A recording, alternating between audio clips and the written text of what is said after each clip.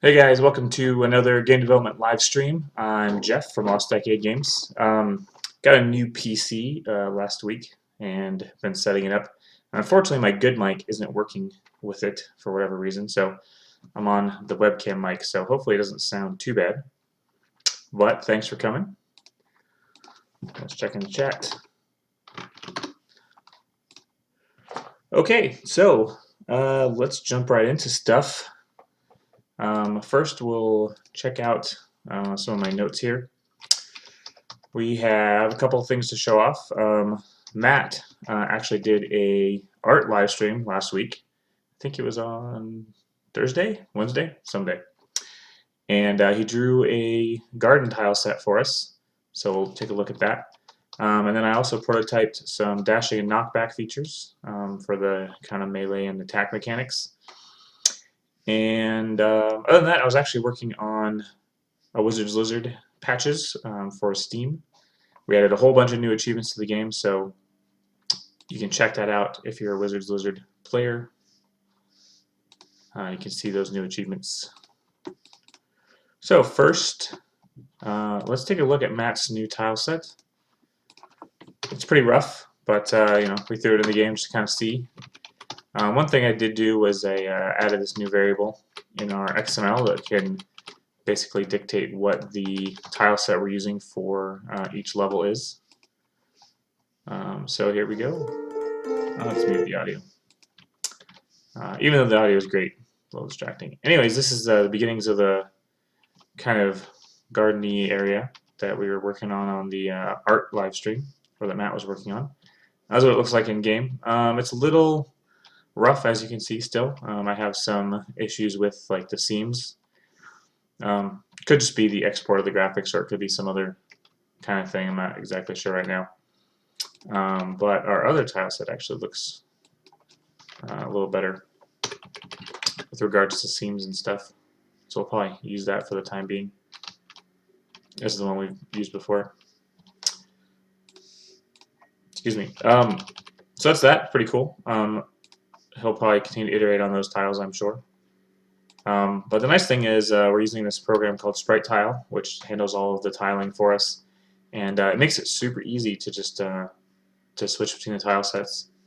I was a little afraid at first because when you create levels in Sprite Tile, you kind of have to create them using a very specific tile set. So you can see that I have all these rooms that kind of make up the map. And like for example, like here's one, and they're all created using this house tile set. But then we also have this other tile set that I wanted to be able to use too, but I didn't want to have to go create separate, map data for each kind of tile set.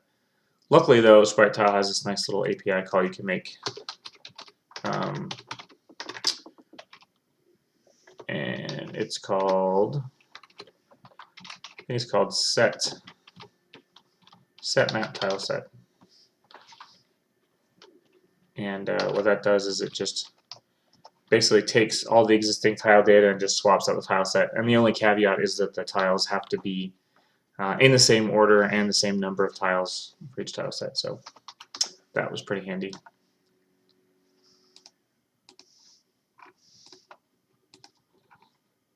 The other thing that I was working on was a couple different mechanics related to what I'm calling lurching. Because as I thought about it, dashing and knockback kind of end up being very similar in the code. And they're both really just sort of not player controlled responses to some kind of input. So like knockback, for example, you get hit by an enemy or something and you go flying backwards like that. So like when you get hit by this guy, let's see, go on. No. Yeah, you can see him kind of getting knocked around by these little slime balls. And so then there's like this little dash attack where he'll just lurch forward. And those are really just the same kind of code. Because really what it is just the player gets some kind of speed and trajectory, and then they can't really alter that for some amount of time. And so knockbacks, are obviously triggered by the player taking damage from something, and then the dash is triggered by the player actually using, some kind of dashing ability. In this case, the dashing ability is actually just like the standard melee attack for the character we're prototyping. One of the things that we did in a Wizard's Lizard was give you these unlimited projectiles by default. And so one of the things that we wanted to try with another game would be to kind of limit the player's core attack to be something that's a melee based. And the reason for that is that it kind of forces the player to put themselves in a little more danger because they have to get closer to enemies in order to hit them. And so you have to be a little more skilled to use it effectively and not get hit. And also, put yourself in danger of taking damage, which is always good. And then it also increases the relative value of, other abilities the player might have. Another mistake we made with a Wizard's Lizard was that, some of the secondary abilities don't really see a lot of use sometimes because, players feel like they can just fire projectiles infinitely, which I can almost do right now in this prototype. I do have a limit, but I made it really rather high so that I could test it out. But if you can just sit there and shoot stuff all day long, you don't really have to worry about getting close to things, and it's not that fun. So we want to tie, some of the more powerful abilities to things like resources, or force you to make choices about the kinds of projectiles that you can fire because they are so strong. And then your kind of innate combat ability is something that is a little weaker in general and causes you to put yourself in danger. So, apologies if you can hear the leaf blower thing outside. I never know exactly when they're going to do yard stuff. It always seems like earlier in the morning, but apparently it's a little later today. Anyways, so that's kind of what I have been working on. One thing I wanted to do today was go through and add some animations to some of the attacking. So if you look at what we've got so far, you can see that like the character just kind of sits there, and then when we attack, he just kind of, fireballs just kind of appear out of his head with no kind of indication that that's what's going on. And the other reason I wanted to do that is because I wanted to show off blend trees. Blend trees are a thing that I discovered with Unity animations a couple weeks ago, and they've really helped me with kind of managing all the different animation states of the character, especially when talking about like an omnidirectional character. So let's jump into that real quick. If you're familiar with how this works, basically there are a bunch of animation states, and then each animation state can contain basically some animations, and then you can control how and when the animations get played and how they transition to each other. And then there's a few special animation states called any state, entry, and exit. We'll kind of just quickly go over how that works. Entry is the animation state that transitions directly to your default state. So here for Raga we have idle, pain, and moving. And each of these states is actually a collection of states using a blend tree. And so idle is actually a blend tree of the up, right, down, left animations, and moving is the same, up, right, down, left. And then there's these animation parameters we have called moving, sleeping, which we don't use, pain, and then the direction that the character's moving. And primarily for the blend trees we use the direction X and Y to control which direction he's facing. So I haven't messed with this in a couple weeks, so we'll see how much I remember about making these blend trees. I think the first thing we need to do though is go into Raga and create our animations. So the easiest way to do that is to go to our sprites, and we'll find Raga right here. And then what we're going to do is we're going to take some of his attack frames. So let's start with the down attack, which is that one. And then we'll just drag that onto him. And then we'll say, I think we'll call this, let's see, animations, Raga. Oh, maybe I've already made the attack animations for him. Wouldn't that be fancy?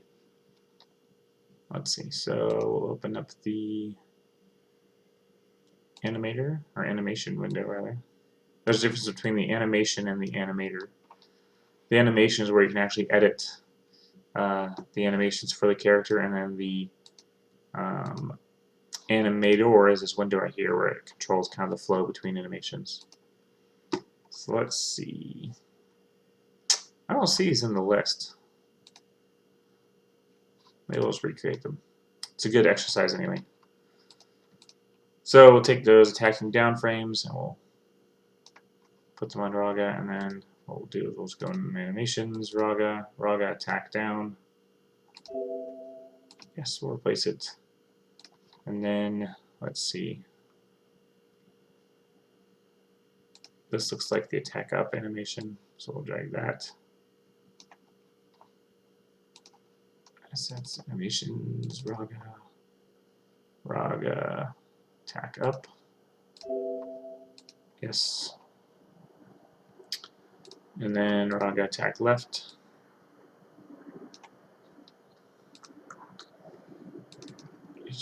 Raga attack left.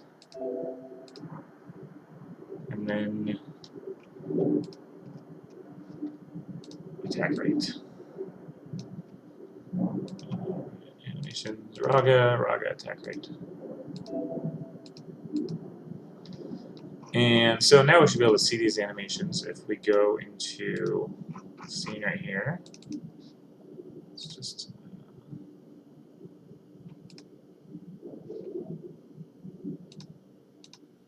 see, Raga attack down. Yeah, it's a little fast though. So what we're gonna do is we're gonna highlight this, and we're gonna add a key over there. It's a little better.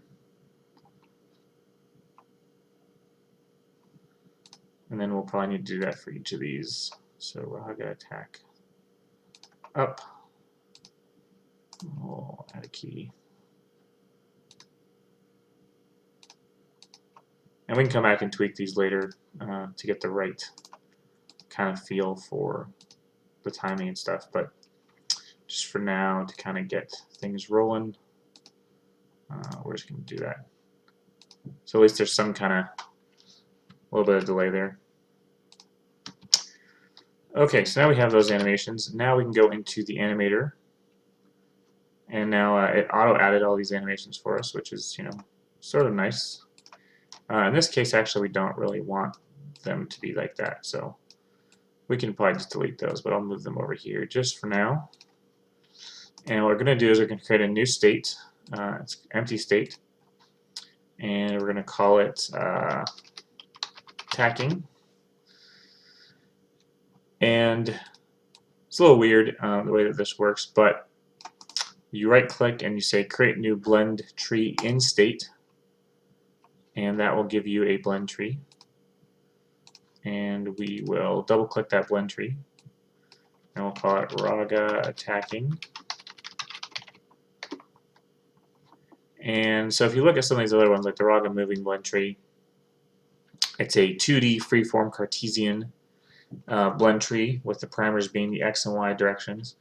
And they give you this handy little graphic so you can see that we have, you know, as the X and the Y changes, it transitions between these different states. And so, you know, for this one, you can kind of see the up, down, left, right. And you kind of see, like, when you change these parameters, which, you know, as it gets closer to one animation or the other on that particular axis, that's which one will be active. So we'll go into attacking, and we'll say that this is a 2D freeform Cartesian, and it's going to be direction X and direction Y. I forgot to change that once, so it was direction X and direction X, and that produced some really rather interesting effects. So we're going to add a new motion, and so the first motion we're going to add is going to be the Raga attack. Start with left, why not? And then we'll keep adding another one, add motion field. This is going to be Raga attack down. And another one, Raga attack right. And then one more, which will be Raga attack up. Right? Yes. Because I can't move this. Sometimes this particular window in Unity is not so great. I don't really. I had a trackpad on my OS X machine. It was really easy to scroll around this thing, but for some reason I don't know how to like scroll this around with the mouse. Maybe I'm just like doing it wrong or something. But be that as it may, not ideal. Okay, so now what we need to do is we need to kind of set these things up. So Raga attack left is going to be position X is -1, position Y is 0. For him, being to the left. For down, it's going to be X of 0 and Y of -1, because in Unity land, positive Y is up and negative Y is down. Attack right is going to be a positive 1 and a 0, and then up is going to be a 0 and a positive 1. There we go. And then so now our graph looks a little more like this nice kind of north, east, southwest kind of thing. So that's the blend tree for attacking, and that's all set up and kind of good. So whenever Raga's in the attack state, based on his direction X and direction Y, it will blend between those animations. But what we actually need to do is we need to actually transition to that. So I'm going to delete these auto-created ones because I don't think we need those anymore. And then we have this attacking state. And so right now he'll never get to it because there's no transitions from any other state to attacking. We have a couple things going on. Idle is the entry point, and then there's a transition from idle to moving.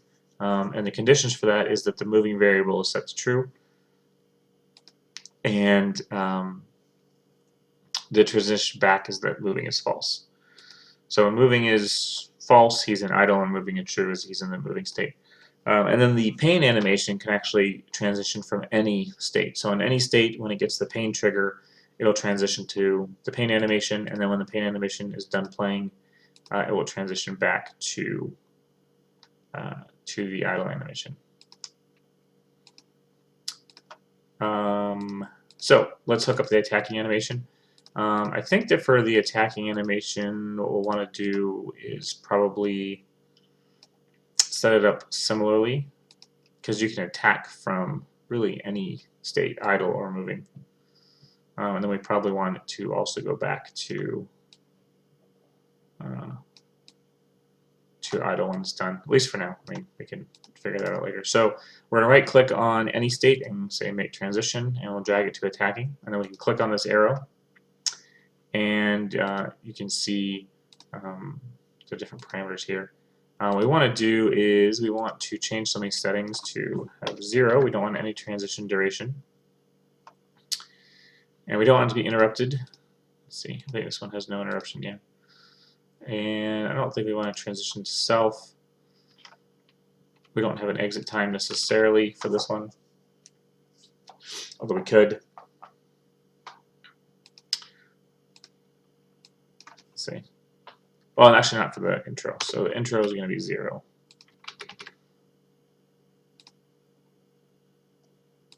Because we want to transition right away from whatever to the attacking state. Yes. And then we're going to right click on this and say make transition back to idle, and then this will have an exit time, and we'll give it like a start with 0.5 and then make a 0 transition duration. I think it's the same thing that we've got here, yeah. And we'll see how that looks at first. Basically what that means is it won't transition back to idle until 0.5 seconds has passed, and then it will transition back to idle. We'll have to see how that looks with the attacking animation and see if that actually works. But the other thing we want to do is create another trigger in here called on attack And then what we'll do is in this transition, we'll say that the condition is on attack is triggered. That's really all you have to do for triggers. So this one is on pain, this one is on attack, and then these transitions don't really need conditions because they have an exit time attached to them. So let's check that out. The very next thing we need to do is actually go back into our attacking code. So let's see, item, I think this is inventory.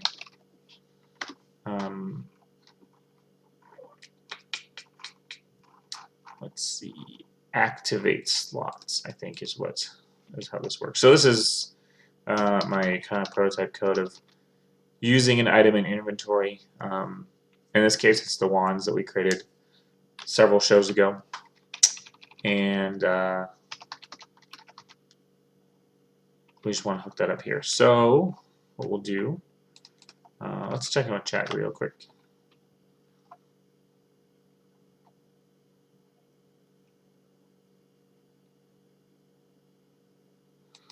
The face noise, huh? That's nice. Middle mouse like scrolls up and down, but it doesn't scroll left to right.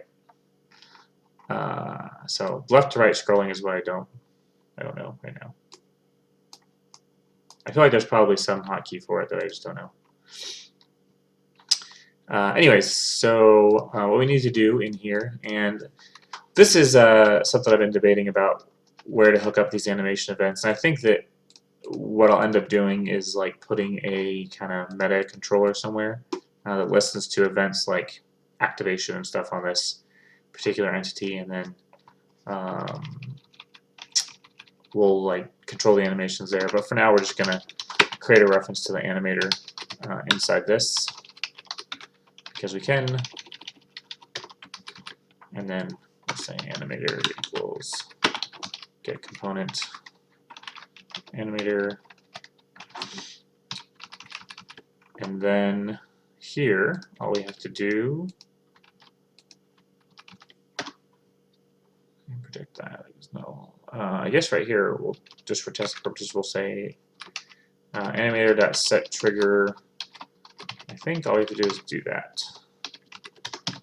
Let's take a look at the pain causing trigger and make sure that like works the same way. No? Where is that? Let's look for on pain. There it is. Oh yeah, this is the Raga controller. So this is actually where the pain stuff is being controlled. So maybe we should do it there as well.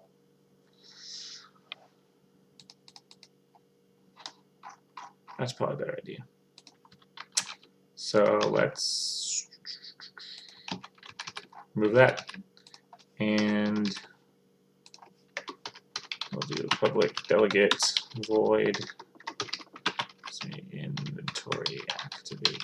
I've actually gotten the habit of kind of namespacing these public delegates just because if you name them similarly, it'll conflict.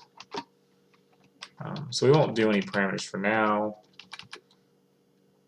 and then we'll create another event here, which is going to be public event activate, which is going to be spelled correctly first of all, and then it's going to be inventory activate.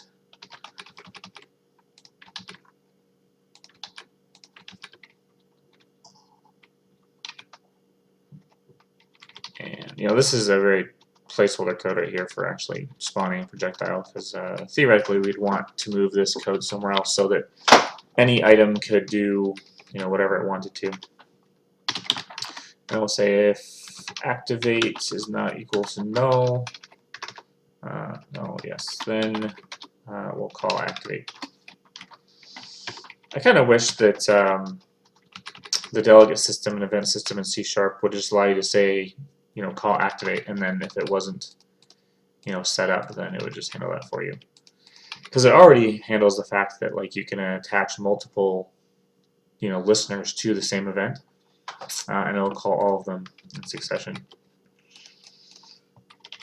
Anyway, so here we need to add another reference. This one's going to be to the inventory system. And we'll call it inventory. And then all we need to do is just get a reference to it right here. And then what we want to do is also come in here and say inventory.on activate. I think actually what I did mess this up here. Really what we want is inventory activate on activate is what we want to call that. Yes. On activate plus equals we'll call it on inventory activate.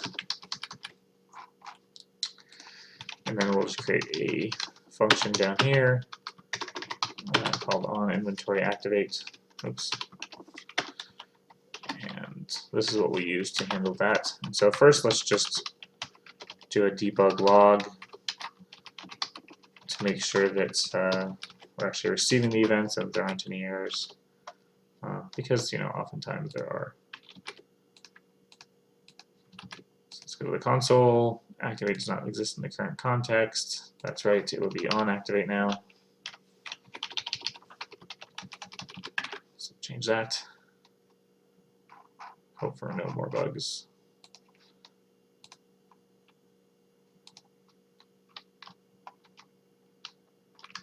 Let's see, so, yep, there we go. So activating things work.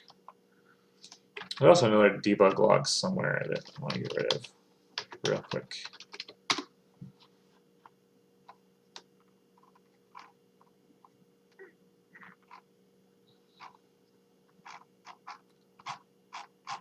Oh wow, there's a lot of stuff not in our code.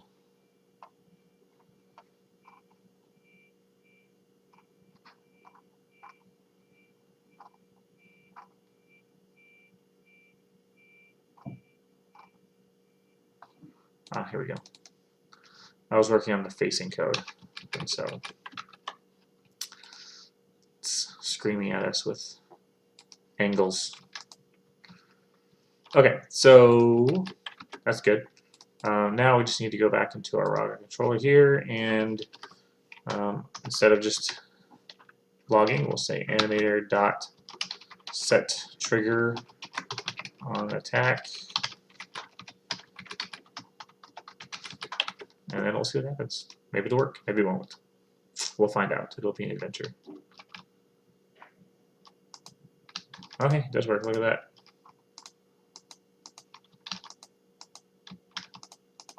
Yay. That's pretty good.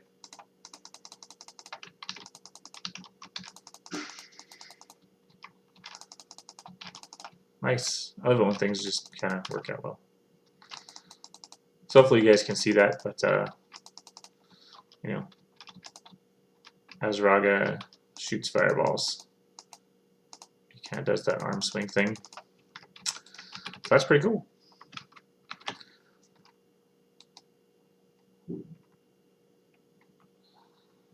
Click to pan. Oh, let's see. Oh, hey, it does work. Yay. Thank you. That was really annoying. I don't know why I didn't try that. I guess I'm not really used to that. Still figuring out the world of Windows with using a mouse. I'm used to my laptop with my trackpad. But that's much better. Okay, so let's check in this code.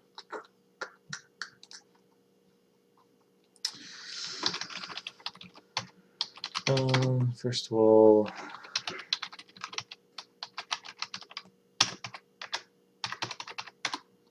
do that, and then we'll go into our Unity test project and see what we got. Oh, all kinds of stuff. Okay, so we added, or actually we changed all those animations and that stuff, so it looks all good. I'll say add attacking animations for Raga. Oh, spam. Oops. That's not whatever. we'll push it later. Alrighty. So that's actually one thing off of our list that I wanted to work on, which was add throwing attack animations. Done. I guess I should have checked that in too, but I will. We also talked about that kind of stuff. And then I also wanted to add some dashing animations. And I'm not sure how I'm going to do this one exactly, because there aren't any animations for this in the sprite sheet specifically for Raga. So what I might do is I might just repurpose one of the ones that already exists and turn it into something else.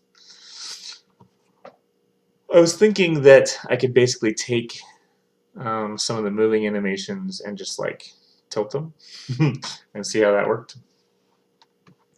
So maybe we'll play with that real quick. So we'll go into Raga here, and he's got all these animations. So let's also create a new clip, and we'll call this Raga dash down. And we'll put it in animations, of course.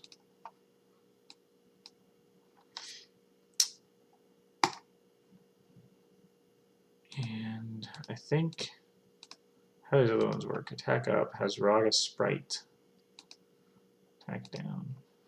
I think what I can do actually is just take these guys.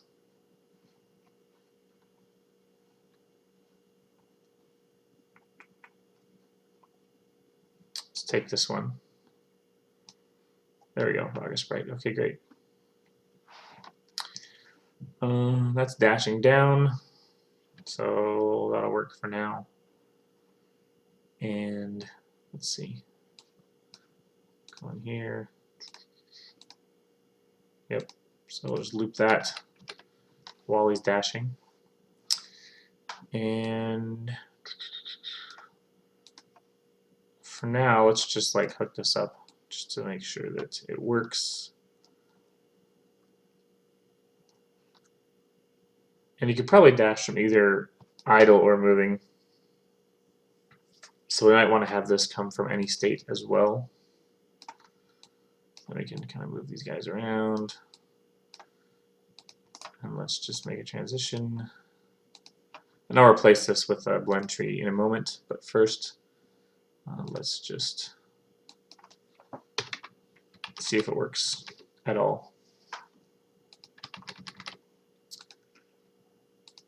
And we need to add another parameter here. I think we're going to make this one a boolean, and we'll call it dashing, because this is an action that could potentially have a variable amount of duration. For example, if he's doing a headbutt kind of attack dash, it's very short, but if he's doing more of like a long dash, it might be several seconds or something. So we'll go into here and we will stop this guy again. We will change his condition to be dashing is true, and then we'll transition back to idle when no exit time, no duration. We'll transition back when dashing is no longer true. Dashing is false. There we go. Great.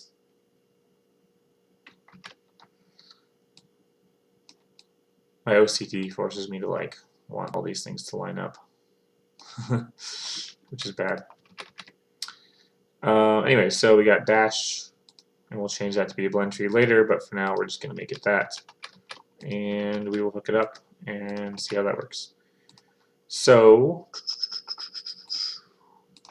I think that's going to be in, we have a component called mobile. And mobile, this is where we do all the moving and the lurching and everything else. So you can kind of see the lurching stuff I was talking about before. The way that it works is it just kind of sets some variables, sets a speed, and then invokes the and lurch function after a certain amount of duration. And the lurch stuff is like, it's kind of like set timeout, or the invoke stuff is kind of like set timeout. So you can say, call this function in, so many seconds. In this case, actually, we don't always want to play this particular animation when he's lurching because, like I said before, we're kind of reusing the lurching physics for being knocked back as well as, dashing forward. So we might actually, since that's actually triggered from the melee component right now,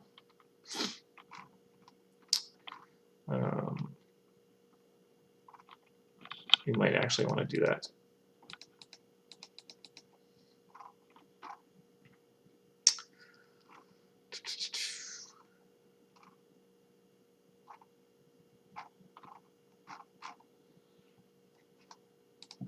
So what we can do is, I guess we have these attack start and attack end events already. I wonder if we're listening to that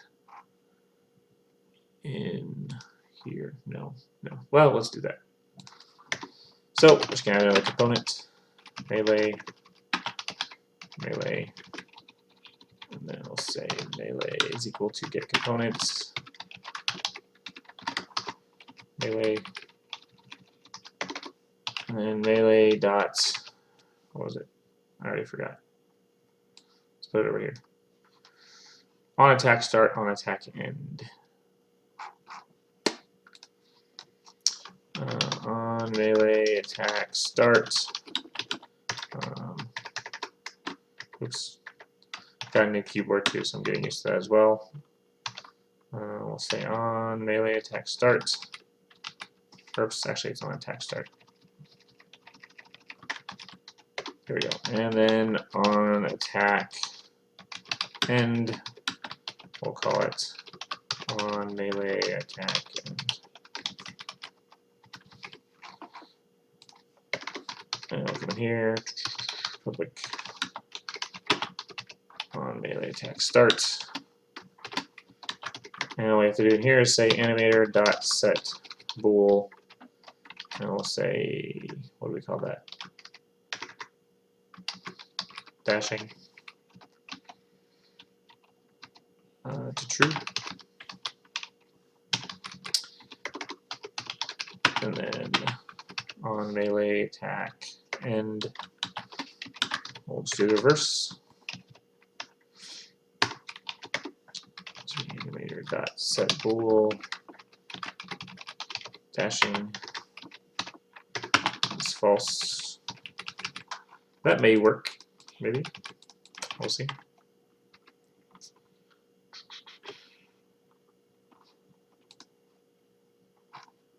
Let's make sure there aren't any major issues with the code at the moment.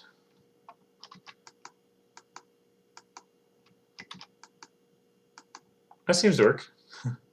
So you can see as I'm kind of dashing down. Maybe I should turn off the lighting right now just because it's kind of hard to see, I think, on the stream perhaps. Well, there's an easy way to do it. I guess what we could do just for now is to change Raga's material to the default sprite material. Now, at the very least, we can see him more clearly. Yeah, there we go. So we can see that he's kind of doing that. The only issue is that, of course, when we dash to the left, to the right, he faces down. So the basic idea works. So now we can go back and we can recreate some of the other directional animations. But first, we'll check in with chat, see how it's going. Hey, yes, lots of excuses for my Windows ineptitude.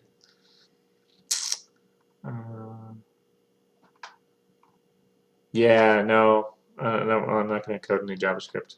Although I might actually, not today, but I was thinking about at some point doing a live stream, or on the live stream doing some Wizards Lizard development in JavaScript. Because we have been patching and adding new features and stuff over the past few months. So, might be kind of interesting. Let's see. What was I doing? Oh, right, animations. So let's undock this guy again. That's not where I wanted to put it. Thank you. And what we'll do is we'll create a couple more properties. Or not properties, sorry. A couple new animations. Called Raga dash up. Make sure to put in animations Raga. And then let's see, dashing up. Let's take this one. Sure, why not? And we'll create a new one. Raga dash left. Animations Raga. And let's find an appropriate left. That works. And then we'll create Raga dash right, and then we're almost done. Except for we need to go create our blend tree, which is super fun. So let's grab that guy. It's our right dashing. So now we've got down, up, left, right. We'll lock that guy there again. We'll go into the animator. And we use our fancy new middle mouse panning, thanks to Warspawn. And we will actually, I wonder, motion, yeah. So I think that what we can do here, maybe, create a new blend tree and stay. There we go. And we'll call this dashing. And we'll delete these guys. Yes, delete. So we've got a blend tree. And this transition is still good. And we'll click on that, and then we'll call this Raga dashing, I think. What do we call the other ones? Raga attacking, yeah. And we're going to do the same thing we did before, set up as a 2D freeform Cartesian on X and Y. And then we'll add 4 motion fields. And then we'll say Raga dash down, Raga dash left, Raga dash right, and Raga dash up. And then so down will be X and negative Y, left will be negative X and 0, right will be positive X and 0, and then up will be 0 and positive Y. There it goes, great. These previews are kind of fun, although they're a little weird.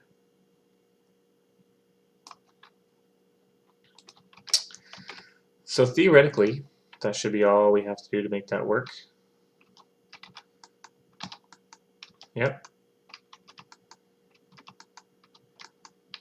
Yay.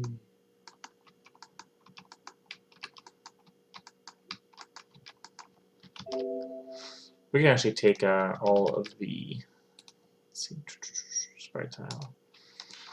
What we can do for now is we can just go turn off pixel lighting for all of these things.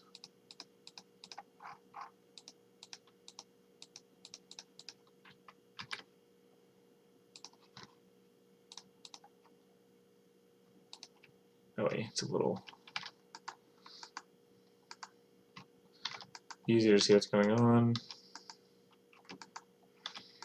So it definitely looks like the dash time is not synced up with the actual melee attack, so we probably want to do that.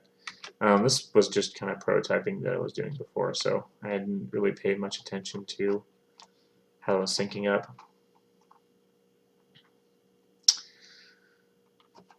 So the actual duration is like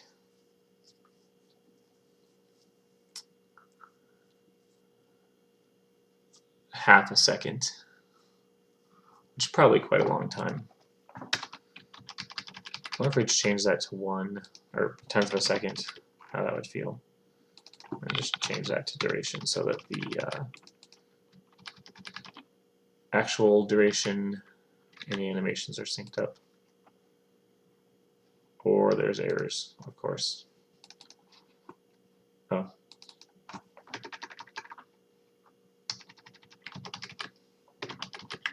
Sure, why not?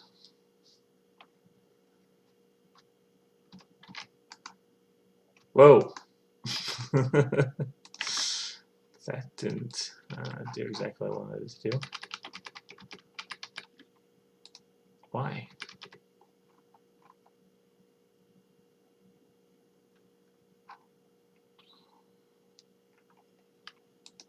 It's the same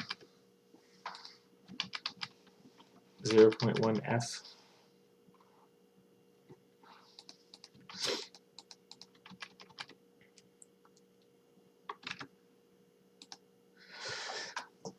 Excuse me. Feels more like a full second, like 1/1000. It's kind of weird. Maybe I did something wrong. Did I? Did I do something wrong? That happens. Oh, I bet I know what's going on. I bet if you look at... So this is actually kind of a weird thing with Unity. It makes sense, but it's just something you have to get used to. Basically, all of these public variables on this component, once you've attached it to an entity, it will basically pick up those properties and make those properties the default for that particular entity, and then if you change them in the script, it won't update them. So if we go to the melee component on Raga, we will find that the duration is still 0.5. So let's change that to 0.1. And then everything should work out as planned. Ow.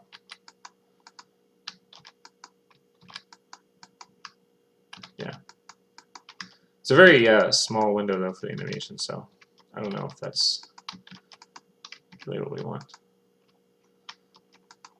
Also, the hitbox is like way out in front. So one thing I was wondering about with this animation system is how to sync up the melee hitbox the way I want with the animation. One way to do it would be through code. That's kind of how it's being done right now. So you can see in this melee component, there's a hitbox, and then it sets the offset of this hitbox based on the direction the player is facing. So like if we go into the Raga sprite, in here, yeah, there we go. You can see that he has this melee hitbox, which is really just a box collider 2D with our hazardous script on it. And right now it's big.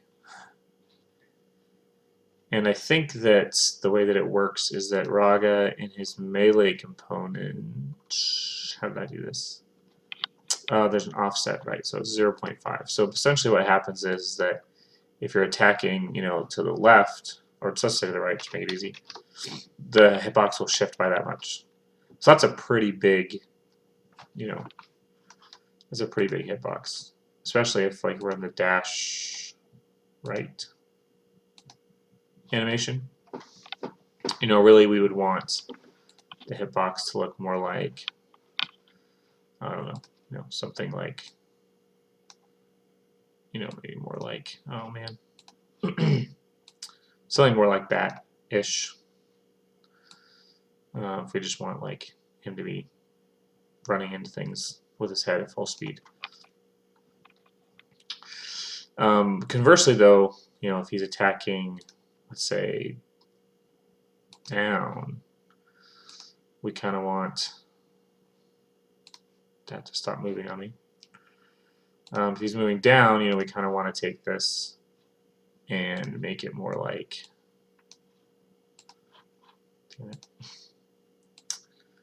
make it more like this, and then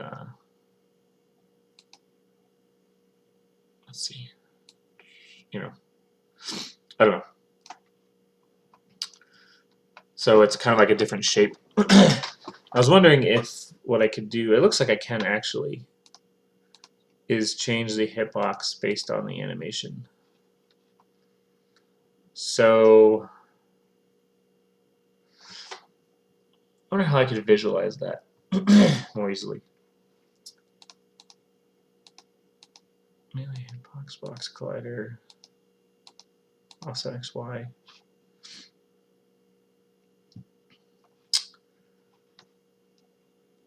And then Raga dash right. I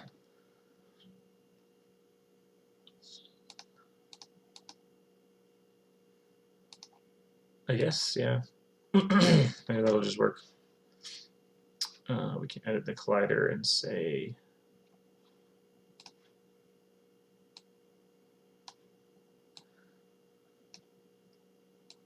I guess we really don't need to mess with the offset. We can just change the positioning. And then Raga dash.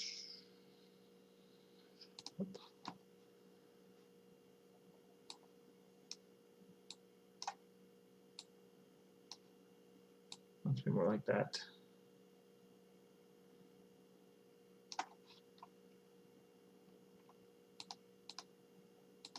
Right, left, down, sure. Okay.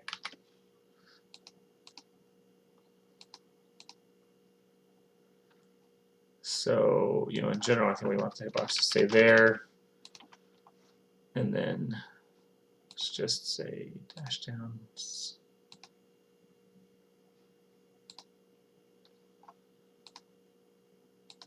Left,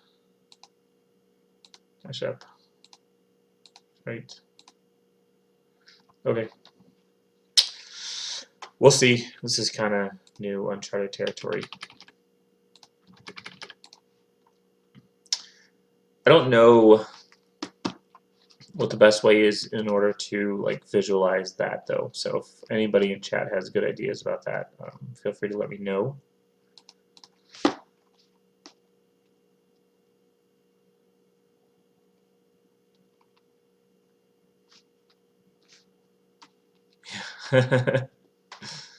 No, we kind of moved around the office, and now there's a window behind me, and so the window kind of has more light coming through it, which changes the green screen. My tiger hat might be a ghost. With pixel lighting, you can add an ambient light to the scene instead. Yes, I could actually. But because the level's procedurally generated, it's not as easy as just dragging and dropping. I have to, you know, probably put it somewhere else, I guess. I guess I could attach the ambient light to the camera. Maybe. Let's try that and see. So main camera. Let's add a light. This is called an area light.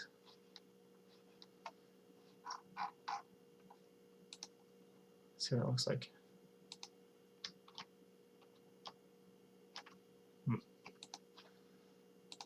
Let's see. Actually, this needs to be like 1.5 in order to be seen. Oh yeah. No, it still doesn't necessarily work on some of the other objects. I don't know. I'm not super familiar with how the lighting stuff works in Unity yet, but yeah. For now, this is okay, just to get some idea of what is actually going on. So the hitboxes, yeah.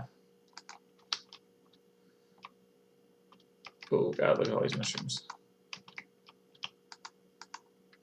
Looks a little better. And still, that animation doesn't like play all that long, but I mean, it is like a 1/10 of a second little dash there. I think that's something that's going to come down to playing with the feeling a lot. Oh no, it screwed up my collision, didn't it? Yes, yes it did.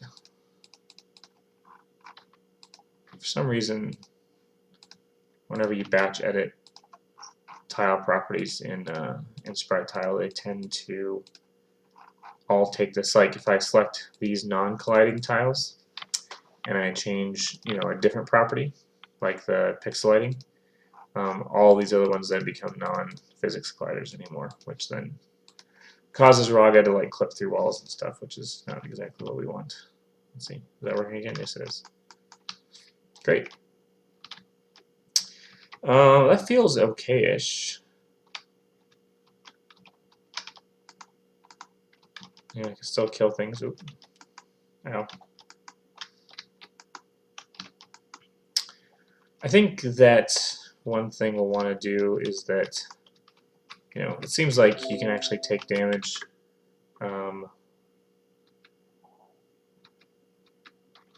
when you run into things. So we'll probably want to go back in here and just edit these hitboxes a little more.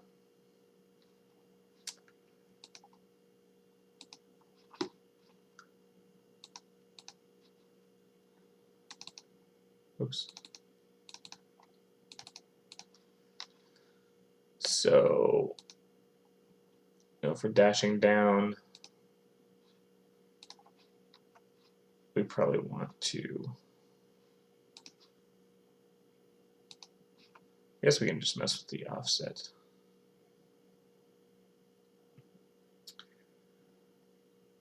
Because, like, what's his hitbox look like?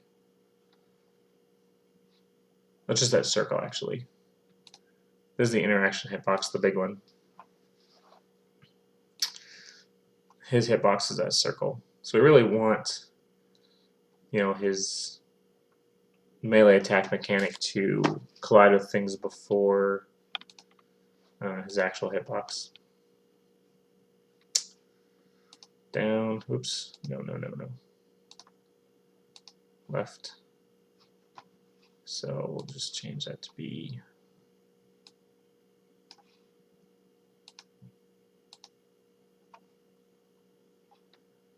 man, one of the most painful things is like clicking on these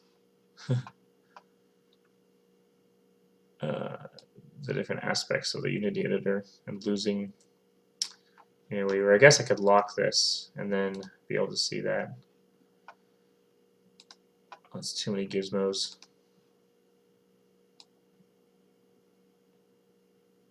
Actually, it looks about right. Because his hitbox is like, or his hit circle, like there. And then let's go to dash right. And then we can say, move that. Left and right actually weren't too bad. Down and up are kind of hard just because I actually don't need any X on there.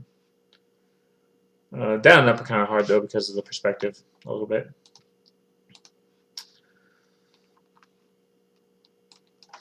Change that.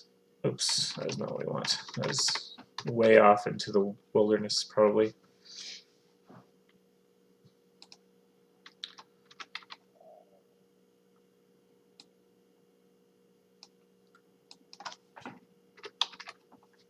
Let's see if we can make these a little more predictable.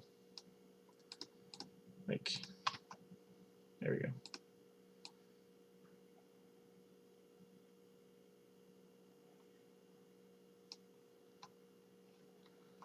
Put that right there.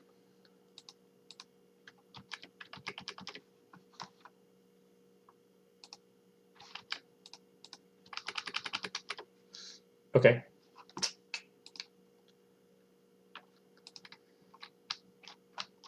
Let's go find some things to kill. Ow. Let's try attacking it from the bottom. I think attacking it from the top is really the part where it's going to feel the most weird, just because Raga's circle collider is kind of aligned to the bottom of his body, like right around, this part, because essentially that's perspective-wise where you know, he is standing in the world. So that feels a little better though. Although I'd like to play with the knockback aspect and see if that works. So let's do this. Let's go into our level data and let's comment out these things for now, and let's just put in the blue slimes for now.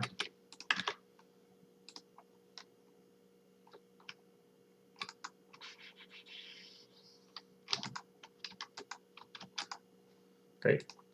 And then what I want to do is prefabs, monsters, blue slime, and let's just give these guys some more hit points for now. Let's give them like 3, so I can knock them around a little bit. Maybe. Let's see how that works. Maybe it'll work. Maybe it won't. We'll find out. Here's one. Bam. Bam. Bam. Oh, it's dead. So interestingly, ow. They do get knocked back, but whenever they get knocked back, it kind of stops their movement altogether.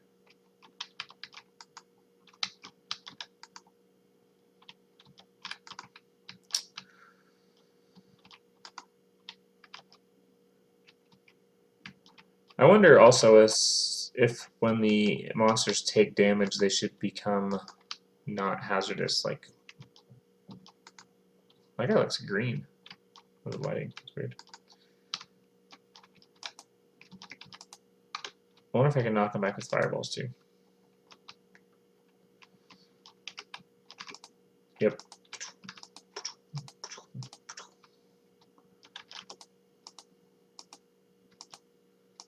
Oh, they're not taking damage while they're flashing. That's right. Bam, bam, bam, bam, bam, bam, bam. Whee! Knock the slimes all over the place. Interesting. So yeah, I mean the knockback mechanics probably need a little bit of work. Just an easy bit, but looks okay. I think the major flaws there. We'll make some notes.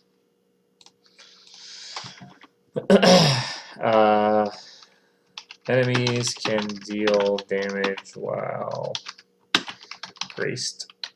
Graced is the term we use for, you know, flashing and you know, can't take any more damage.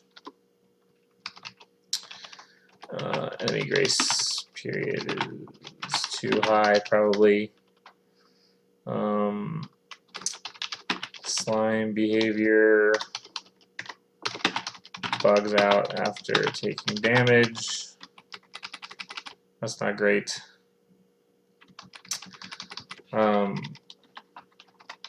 Like here, player can take damage after knocking.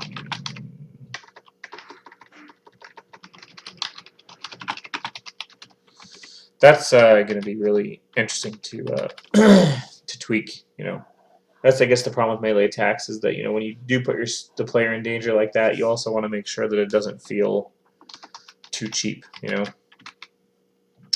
when you're attacking these things, you don't want it to feel like, you know, hey, I knocked that thing back with my, you know, frontal collision box, and then I took damage. Like, that doesn't seem right. Actually, it feels pretty good. You know, like right there, I took damage. I'm thinking maybe that, well, for one, the grace period on the slime should probably be lower, and then they should also not really be able to attack you. You know, their hazardous state should probably be temporarily turned off right while they're being graced, I think. We'll find out, though. Or we'll play around with it. Let's see what we did.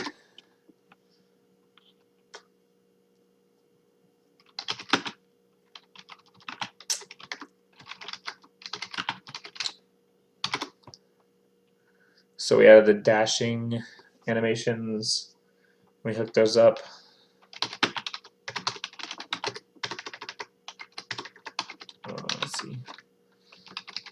added dashing animations, tweaked melee attack hitbox. Sure. As I said before, I'm not really, doing my due diligence in terms of commit messages here because it is just a little bit of a prototyping test project. Yeah.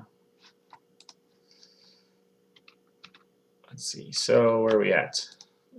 We added that, and we tweaked the melee hitbox for feel a little bit, although that's going to be continuing. Continue to tweak melee attack feel. That'll probably be a never-ending saga of of coding, probably. Let's see. So we have about 20 minutes left. We can maybe take a pass at trying to do some more map generation stuff.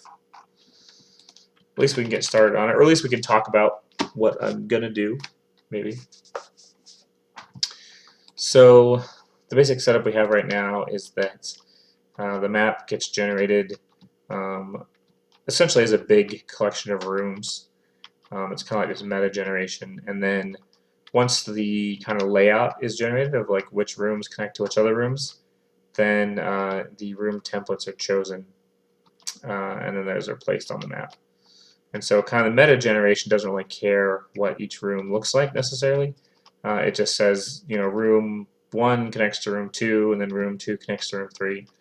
And then it says, based on those constraints, I need a room that has an opening on the top and an opening on the right, or whatever. And then the contents of that room is kind of randomly generated as well. And so in here, oops,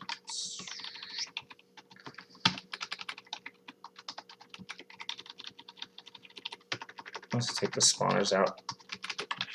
I was playing with the spawner concept for a while, but I don't know. We'll have to see how that works. I kind of like the idea of the spawners, but at the same time, it opens up a lot of weird opportunities like farming enemies and stuff. One of the complaints that we've had about the Wizard's Lizard before was that certain aspects can feel really grindy, like the graves that spawn zombies, and then those zombies dropped gold sometimes, and so people would feel like, oh, we have to like run over every zombie grave in the world just to maximize our gold, which is really, it's not fun.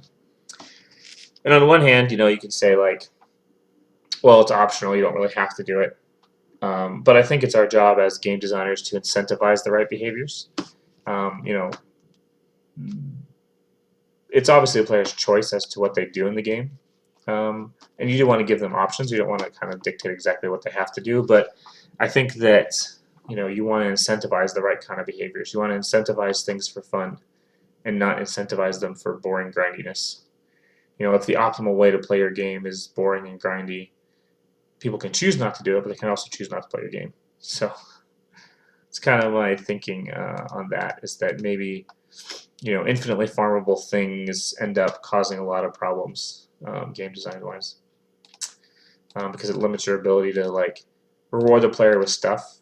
Like if gold, for example, or health. If there's a situation in the game where the player is low on health and they have this infinitely respawning stock of, like, say, blue slimes, and the blue slimes have a 10% chance to drop a health restore item. What they're going to do is, like, before they go to the next level or something, they're just going to farm the slimes, even if it takes a long time and is boring, just because that's the optimal way to play. I was kind of babbling now. I forgot what I was doing.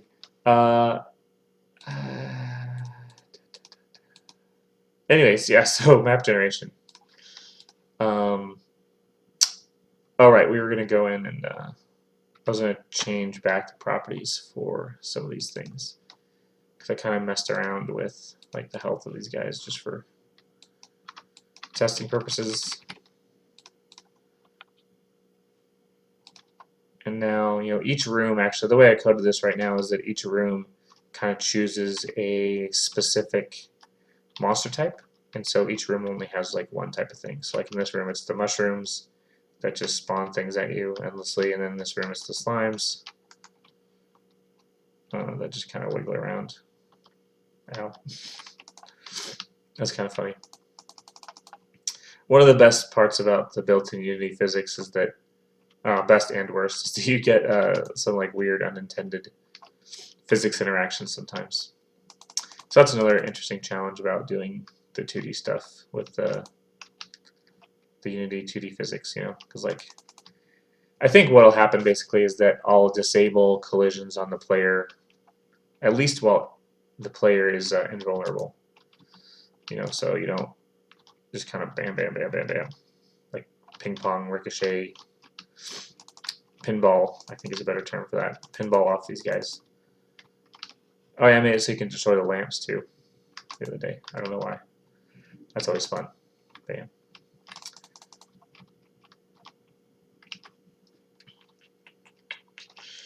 Anyway, so those things have appropriate amount of health for now. Let's see what chat's doing. Nothing. Okay, so let's take a look here at our map generator, dungeon generator. That's what it's called now. Yes. So I started working on this concept of having a room type, and the room type basically says to the generator what kind of room it is, and then when the rooms get populated, let's see if it starts. Yeah, there are some rules about what kind of rooms could have what in them. So, for example, the start room obviously has the player, and it has like some decorations and stuff too. Actually, all rooms have decorations, I guess. So the way it works right now is that they have lights, decorations, and power-ups in every single room. And then if it's a start room, it has the player. If it's an end room, it has the exit. And then if it's the regular room, then it just has monsters. And I feel like maybe when I rewrote this dungeon generator code that I didn't put an end room because I didn't see any exit. Normalize interest. Oh, the other thing I was working on was adding, if you've heard the term interest curve, basically refers to kind of the up and down interest level of the player in the game over some period of time. And it's one of these things that can kind of apply to the game as a whole. It can apply to a specific dungeon in this case, so like a specific floor. And so, I think in this case, the interest curve generally kind of goes like a big spike at the beginning, and then it kind of dips down, and then it kind of builds to another peak, like a small peak, and then it goes down, and then a medium peak, and it goes down, and then a big peak at the climax, and then down. And so you want these kind of natural ebbs and flows of action in the game. And so that's where this interest variable kind of comes into play, because what I plan on doing with that is that the interest variable kind of, right now it just ramps up linearly to the end. So it starts at like 0 in the first room, and then it gets to 1, a normalized value of 1 at the last room, or the farthest room away from the start. And then you can use that interest level. I think it does actually. Yeah, so right here when we're placing the monsters in the room, it passes this normalized value into the generator or the monster placer, so that there are more monsters in the end rooms and fewer in the close rooms. So like, for example, in this room there's like what, 1, 2, 3 plants, And then in this room, there's like 1, 2. I just actually started adding that, so it may not be working exactly correctly. This one has 4, 5. This one has a lot more. So this one, I think with kind of a small area too, it's not as easy to see how it ramps up. But you can definitely see that this one has, a bunch. This has like, what, 6, 7 enemies in it. And then this one only had 3. I think there was another room off this way. Yeah. I wonder how many this has in it. This has 4.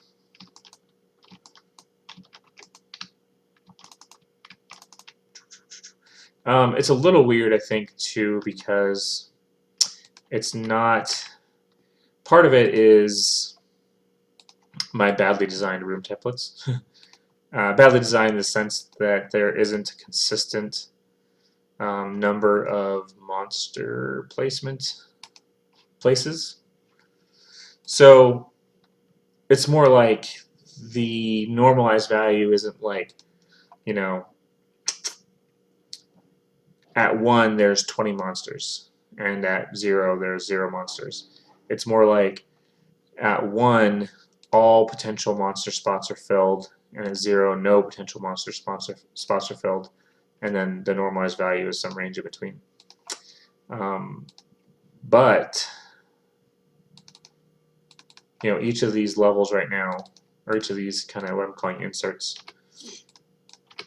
doesn't necessarily have the same amount of monster spawns. So I think 5 is our monster tile, or monster trigger. These are all the places monsters could be in a completely empty room. And then if you go to this one, there's like 1, 2, 3, 4, 5, 6, 7. So there's quite a bit fewer, I think. Let's find out. There's 1, 2, 3, 4, 5, 6, 7, 8, 9, 10, 11, 12. There's 12. And then in here, there's 1, 2, 3, 4, 5, 6, 7, 8, 9, right? So because this has fewer spots, even though it might have a slightly higher, intensity or interest level, it will end up having fewer monsters just because, fewer absolute monsters just because, there's fewer spawn points. And I think that that's generally okay because this particular insert has less space for the player to work with. And so, if it was an absolute number, you could end up with, like, let's say that 20 was the maximum value for monsters per room.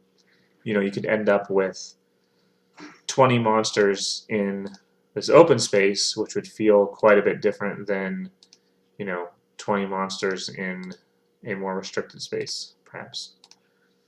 And this one's even, worse. This is like 1, 2, 3, 4. There's only 4 monsters that could be placed in here.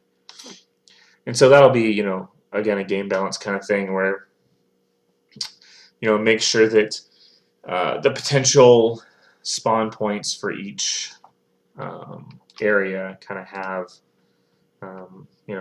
the space of the area taken into account.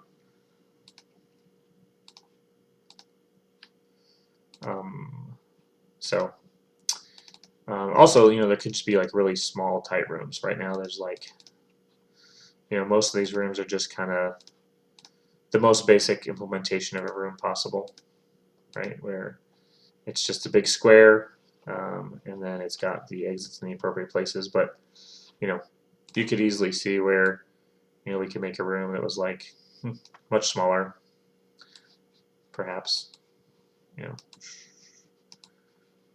get all that stuff.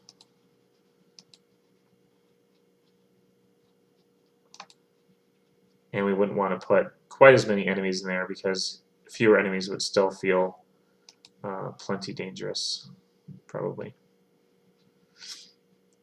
I really like making these room templates in Sprite Tile, but I have to kind of resist that a lot of times just because it doesn't feel like the very next thing that the prototype needs. needs to be because that's like an easy thing to scale, right? Is that once the system is in place, it's really easy to go back and create a lot of different fun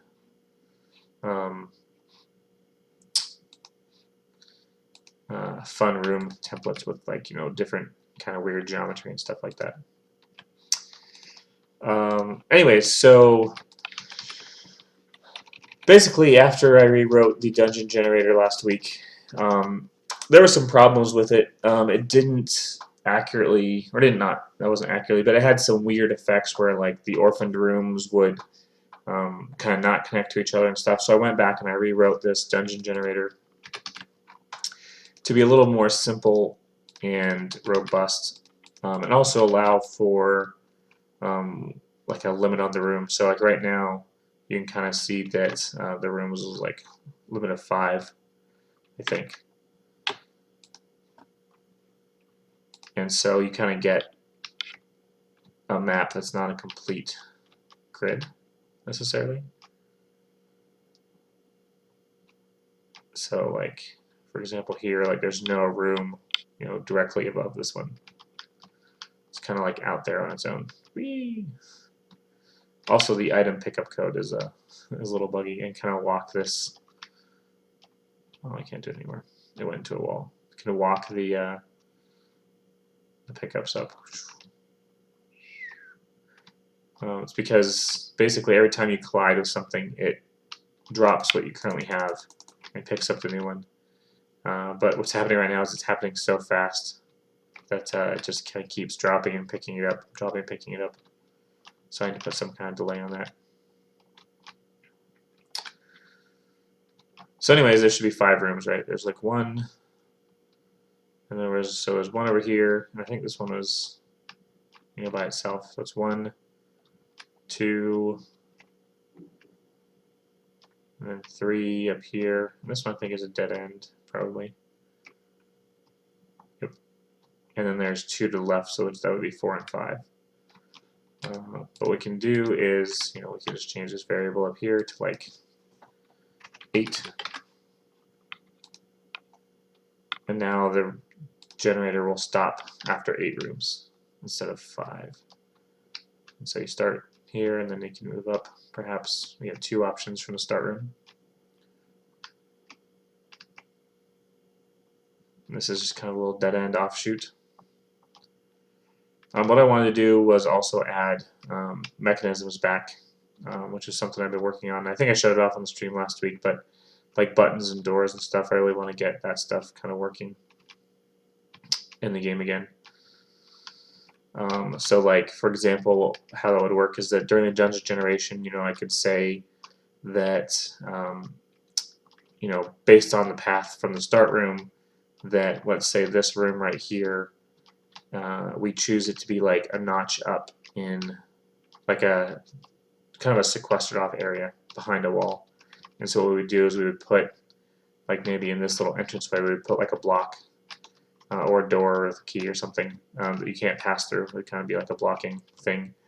And then we'd go back and we'd find another room, like maybe this room down here, there could be like a button or a key or whatever.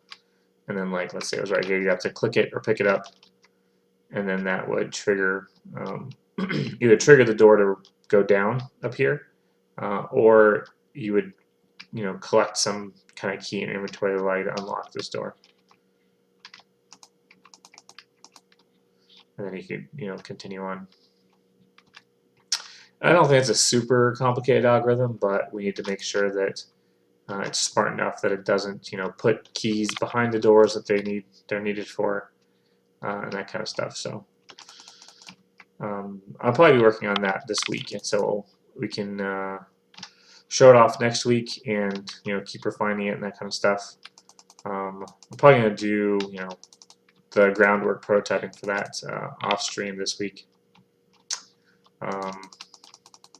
just because that's what I'm working on next, I guess. That's about all the time we have for this week, so I will hang around for another 5 minutes or so till 1 p.m. And if you guys have any questions in chat, just feel free to let me know, and I will try and tell you what I think, because I have all kinds of opinions. But if there aren't any questions, I will just keep talking to myself for 5 minutes because that's always fun too.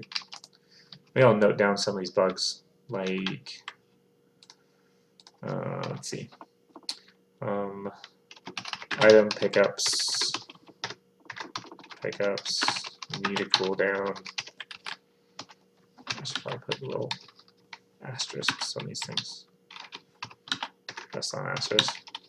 There we go.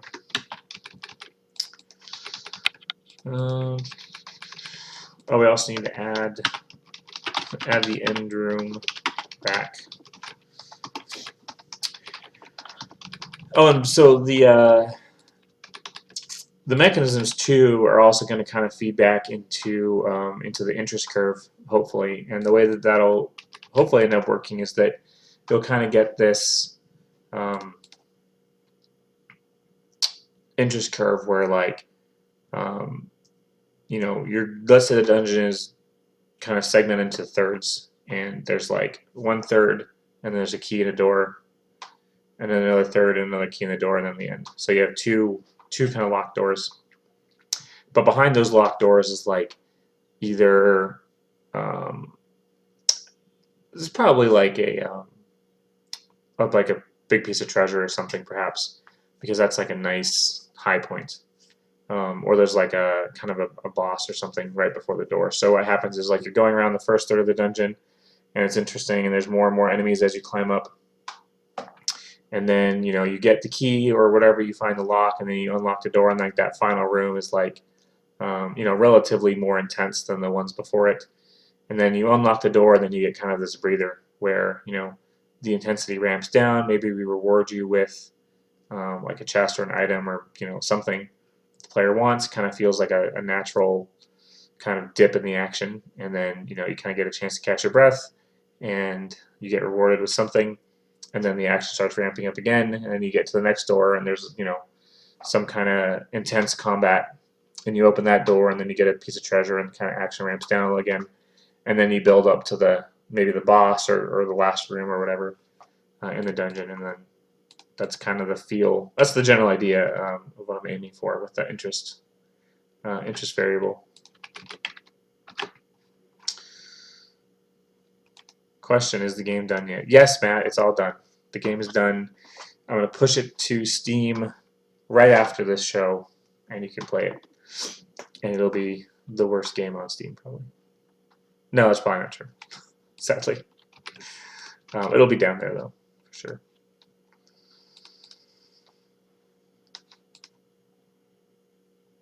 Well, I appreciate everybody coming out and joining the stream. It's always fun to have you guys around while I'm working on this stuff. As always, if you have any feedback, just head on over to our forums at forum.lostdecadegames.com. Let us know what you think, and we will see you all next week. Ship it.